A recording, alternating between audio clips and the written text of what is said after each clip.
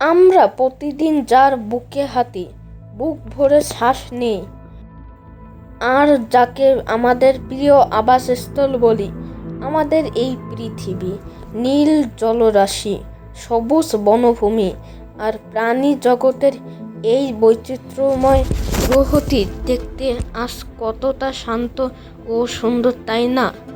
কিন্তু আপনি কি জানেন, আজ থেকে প্রায় 460 কোটি বছর আগে আমাদের এই পৃথিবীর রূপ এমন ছিল না।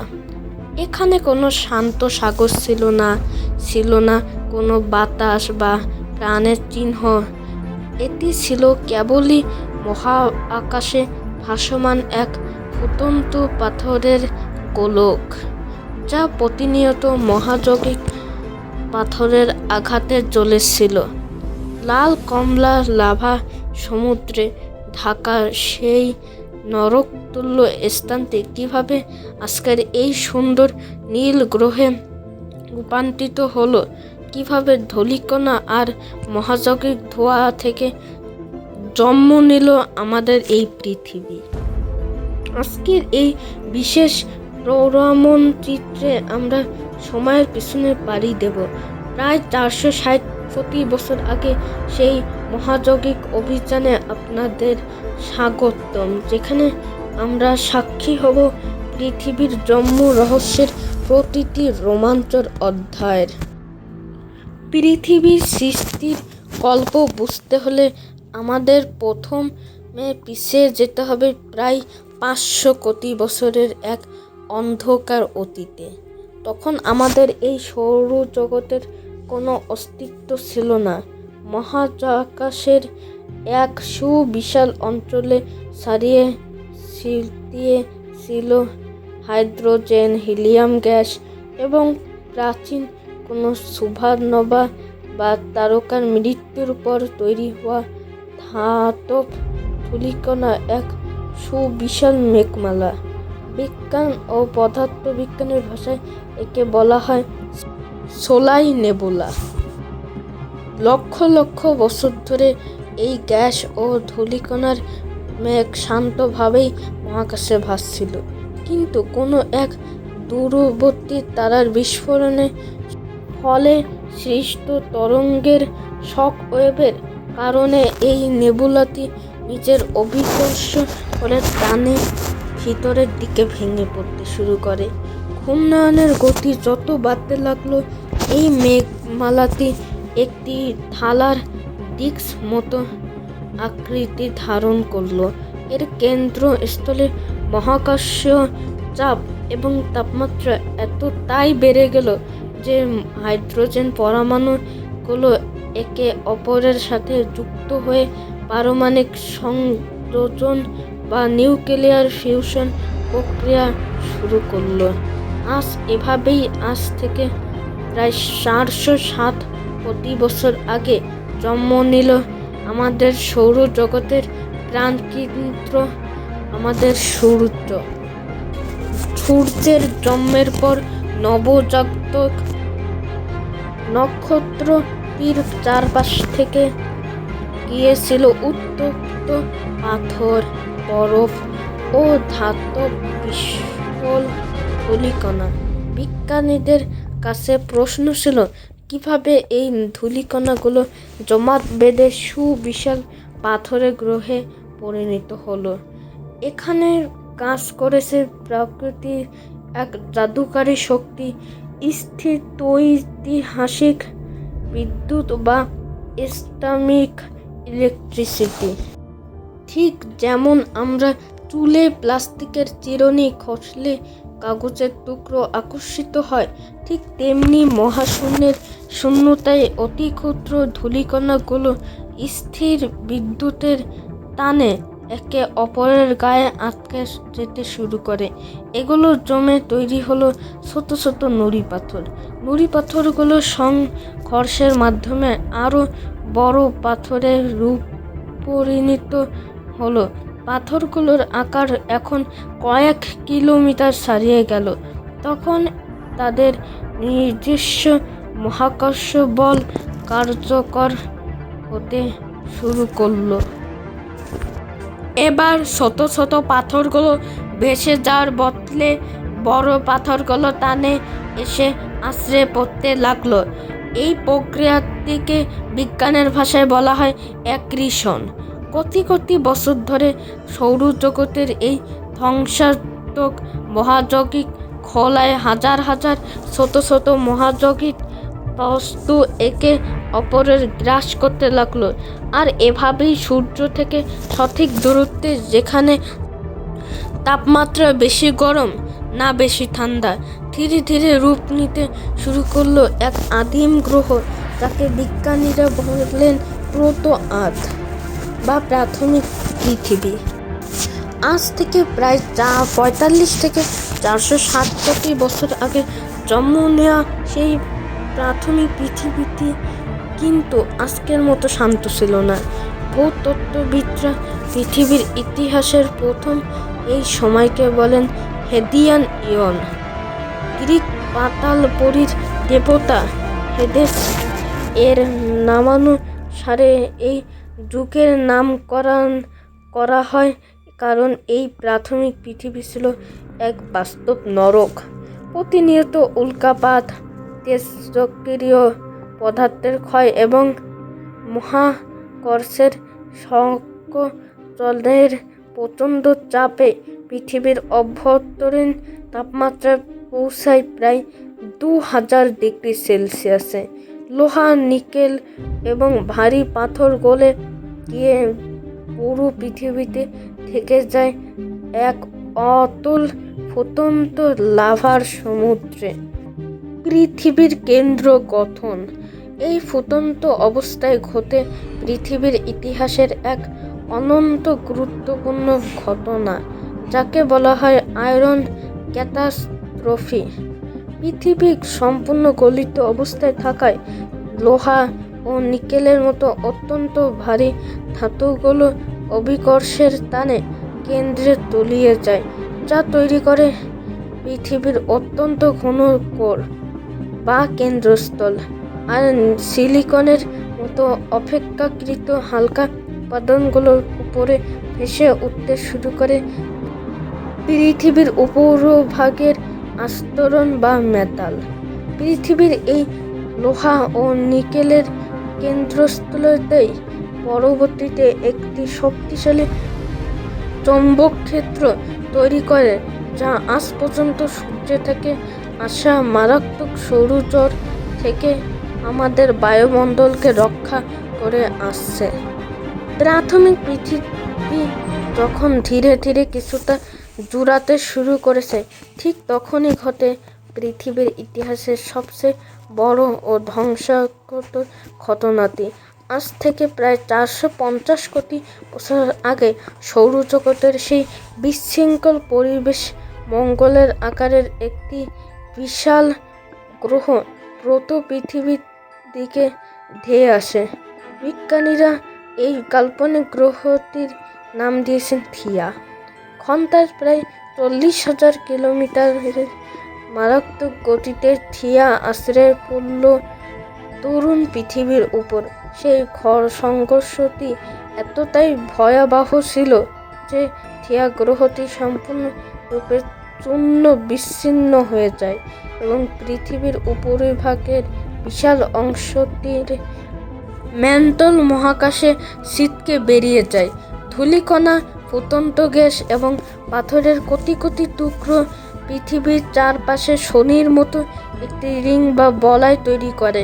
মহাকর্ষের টানে মাত্র কয়েক হাজার বছরের মধ্যে সেই বলয়ের পাথর ও ধ্বংসাবশেষগুলো একত্রে জমা বাঁধে, আর এভাবেই জন্ম নেয় আমাদের রাতের আকাশের চিরসঙ্গী, আমাদের চাঁদ। এই প্রকাণ্ড সংঘর্ষটি শুধু চাঁদকেই সৃষ্টি করেনি, এটি পৃথিবীর অক্ষে 23.5 ডিগ্রি কোণ তৈরি করে দেয়। পৃথিবীর এই বিশেষ হেলে থাকার কারণেই আজও আমরা গ্রীষ্ম, বর্ষা, শরৎ ও শীতের মতো সুন্দর ঋতু পরিবর্তন দেখতে পাই। চাঁদের জন্মের পর পৃথিবী ধীরে ধীরে ঠান্ডা হতে শুরু করে। পৃথিবীর বাইরে আস্তরণ বা মেন্টল কঠিন হয়ে প্রথম কঠিন পাথরের ত্বক বা ক্রাস্ট গঠন করে। কিন্তু তখনও এই গ্রহের গায়ে কোনো প্রাণী ছিল না। তাহলে এত বিশাল মহাসাগরের পানি কোথা থেকে এলো?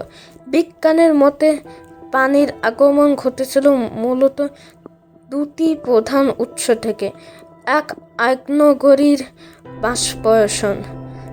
প্রাস্তরিক পৃথিবীর শত শত আগ্নেয়গিরি থেকে নির্গত ধোঁয়ার সাথে প্রচুর পরিমাণে জলীয় বাষ্প জলবায়ুতে মিশেছিল। দুই, বরফাবৃত উল্কাপাত। আজ থেকে প্রায় 390 কোটি বছর আগে সৌরজগতের বাইরের অঞ্চল থেকে কোটি কোটি বরফ ও খনিজ সমৃদ্ধ উল্কা ও ধূমকেতু পৃথিবীর বুকে আছড়ে পড়তে শুরু করে। এই উল্কাগুলো ভেতরে জলীয় অণু ও স্ফটিক বন্দী ছিল। লক্ষ লক্ষ বছর ধরে চলা এই উল্কাপাতের ফলে জমা হওয়া জলীয় বাষ্প বায়ুমণ্ডলে ঘনীভূত হয়ে নামতে শুরু করে ইতিহাসের সবচেয়ে দীর্ঘস্থায়ী বৃষ্টিপাত। শতাব্দীর পর শতাব্দী ধরে চলা সেই অবিরাম বৃষ্টিতে পৃথিবীর নিচু এলাকাগুলো পূর্ণ হয়ে ওঠে, আর এভাবেই জন্ম নেয় আমাদের পৃথিবীর প্রথম মহাসাগর। একই সময় আগ্নেয়গিরি থেকে নির্গত কার্বন ডাই অক্সাইড, নাইট্রোজেন ও জলীয় বাষ্প মিলে তৈরি করে পৃথিবীর আদিম বায়ুমণ্ডল, যদিও তাতে তখনও কোনো মুক্ত অক্সিজেন ছিল না। মহাসাগর তৈরির পর পৃথিবীর এক অদ্ভুত ও শান্ত রূপ ধারণ করে, কিন্তু পানির ভেতরে লুকিয়ে ছিল পৃথিবীর ইতিহাসের সবচেয়ে বড় বিস্ময়। আজ থেকে প্রায় 380 কোটি বছর আগে সমুদ্রের অতলে থাকা আগ্নেয়গিরির গরম পাইপ বা হাইড্রোথার্মাল ভেন্টের চারপাশে থাকা জটিল রাসায়নিক অণুগুলো একত্রিত হয়ে তৈরি করে প্রথম স্বয়ংক্রিয় সম্পন্ন জৈব একক, প্রথম এককোষী প্রাণ। প্রথমে এই অণুজীবগুলো সমুদ্রের কেমিক্যাল খেয়ে বেঁচে থাকত, কিন্তু আজ থেকে প্রায় 270 কোটি বছর আগে এক বিশেষ অণুজীবের জন্ম নেয়, যাদের বলা হয় সায়ানোব্যাকটেরিয়া। এই ক্ষুদ্র ব্যাকটেরিয়া শস্য, রশ্মি ও পানি ব্যবহার করে খাদ্য তৈরির এক অবিশ্বাস্য পদ্ধতি উদ্ভাবন করল, যাকে আমরা বলি সময়লগ সংশ্লেষণ।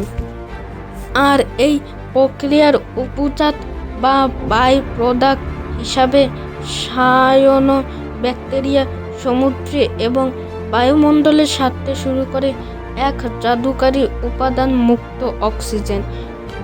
বিজ্ঞানের ইতিহাসে একে বলা হয় great oxidation event. Lakh lakh বছর ধরে উৎপাদিত এই অক্সিজেনের ফলে বায়ুমণ্ডলে ক্ষতিকারক অতিবেগুনি রশ্মি আটকানোর জন্য তৈরি হয় ওজোন স্তর, আর এই অক্সিজেনই জলভাগ থেকে প্রাণকে দাঙ্গায় বা স্থলে আসার সুযোগ করে দেয়। অক্সিজেন ও ওজোন স্তর তৈরির সাথে সাথে পৃথিবীর ভূত্বক স্থির ছিল না। পৃথিবীর ভেতরে প্রচণ্ড তাপের কারণে মেন্টালের ওপর ভাসতে থাকা পাথরের শ্বাসগুলো বা টেকটনিক প্লেট একে অপরের দিকে সরতে শুরু করে। গত 100 কোটি বছরে এই টেকটনিক প্লেটগুলো সংঘর্ষের ফলে মহাদেশগুলো একাধিকবার একত্রিত হয়েছে এবং আবার ভেঙে আলাদা হয়েছে। প্রায় 30 কোটি বছর আগে পৃথিবীর সমস্ত মহাদেশ একসাথে যুক্ত হয়ে তৈরি করেছিল একটি মাত্র সুবিশাল মহাদেশ, যাকে বলা হয় প্যানজিয়া। পরবর্তীতে প্লেটগুলোর নড়াচড়ায় প্যানজিয়া ভেঙে গঠিত হয় আজকের এশিয়া, আফ্রিকা, আমেরিকা ও অন্যান্য মহাদেশ। একই সাথে প্রাণের বিবর্তন দ্রুত গতিতে এগিয়ে চলে। সামুদ্রিক অণুজীব থেকে জন্ম নেয় জটিল বহুকোষী প্রাণী ও মাছ। গাছপালা ডাঙায় ছড়িয়ে পড়ে সবুজ বনের জন্ম দেয়। উভচর প্রাণী জলে ছেড়ে ডাঙায় এসে ডাইনোসর ও স্তন্যপায়ী প্রাণীর বিবর্তন ঘটায়। আজ থেকে 6,50,00,000 বছর আগে একটি দৈত্যাকার গ্রহাণুর আঘাতে ডাইনোসরদের বিলুপ্তি ঘটে, যা স্তন্যপায়ী প্রাণীদের বিকাশের পথ সুগম করে দেয়। আর সেই ধারাবাহিকতায় মাত্র কয়েক লক্ষ বছর আগেই এই গ্রহে আগমন ঘটে বুদ্ধিমত্তার চরম বিকাশ মানুষের। ধূলিকণা ও ফুটন্ত লাভার এক নরকে থেকে শুরু হয়ে 460 কোটি বছরের দীর্ঘ বন্ধুর পথ পাড়ি দিয়ে আজ গড়ে উঠেছে আমাদের এই নীল গ্রহ পৃথিবী। মহাবিশ্বের কোটি কোটি মাইল বিস্তৃত শূন্যতার মাঝে আমাদের এই পৃথিবী একমাত্র জানা স্থান, যেখানে জীবনের সম্বর্ধন আছে, অনুভূতি আছে, আর আছে ভালোবাসার ক্ষমতা। আমরা যে বাতাস গ্রহণ করি, যে পানি পান করি, আর যে মাটিতে হেঁটে বেড়াই, তার প্রতিটি পরমাণু সেই 407 কোটি বছর আগের মহাজাগতিক সংঘর্ষত ও নক্ষত্রের ছাই থেকে তৈরি। আমাদের এই ছোট্ট নীলাভ গ্রহটি মহাবিশ্বের বুকে অত্যন্ত দুর্লভ ও ভঙ্গুর এক রত্ন। এর অতীত যেমন রোমাঞ্চর, এর ভবিষ্যৎ সুরক্ষিত রাখা আমাদেরই দায়িত্ব। পৃথিবী সৃষ্টির এই মহাজাগতিক মহাকাব্যটি আপনার কেমন লাগলো? প্রকৃতির এই অবিশ্বাস্য সৃষ্টির কোনো অধ্যায় আপনাকে সবচেয়ে বেশি মুগ্ধ করেছে? নিচে কমেন্ট করে জানান। ভিডিওটি ভালো লাগলে অবশ্যই একটি লাইক দিন, বন্ধুদের সাথে শেয়ার করুন এবং মহাকাশ বিজ্ঞান ও রোমাঞ্চর সব চোখ ধাঁধানো রহস্য জানতে এখনই আমাদের সায়েন্স রিলেটেড চ্যানেলটি সাবস্ক্রাইব করে বেল আইকনটি বাজিয়ে দিন। দেখা হবে পরের কোনো মহাজাগতিক অভিযানে। ধন্যবাদ।